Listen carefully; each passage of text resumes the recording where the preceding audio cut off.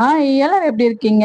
இன்னைக்கு ஒரு sweet recipe தாங்க. காலைல நிறையவே இம்யூனிட்டி பவர் அதிகமா இருக்கிறதால இந்த சீசன்ல எப்படி சாப்பிட்றதுன்றதுக்கு இப்போ ட்ரெண்டிங்ல போயிட்டு இருக்கிற இந்த நெல்லிக்காய் ஸ்வீட் தாங்க ட்ரை பண்ணியிருந்தேன். ரொம்பவே நல்லாவே வந்திருந்துச்சு. ஆனா வந்து ஜெல்லி மாதிரி வரல. அதுக்கு என்ன மிஸ்டேக் பண்ணன்றதையும் காட்டுறேன், எப்படி செய்யறேன்றதையும் பத்தியும் சொல்றேன். கண்டிப்பா ட்ரை பண்ணி பாருங்க. அதுக்கு முன்னாடி நம்ம சேனலை சப்ஸ்கிரைப் பண்ணிட்டு பாருங்க.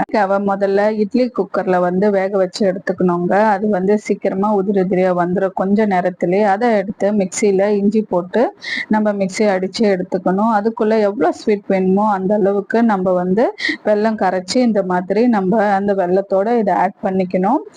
அதுல கொஞ்சமா லெமன் கலந்து ஊற்றணும்.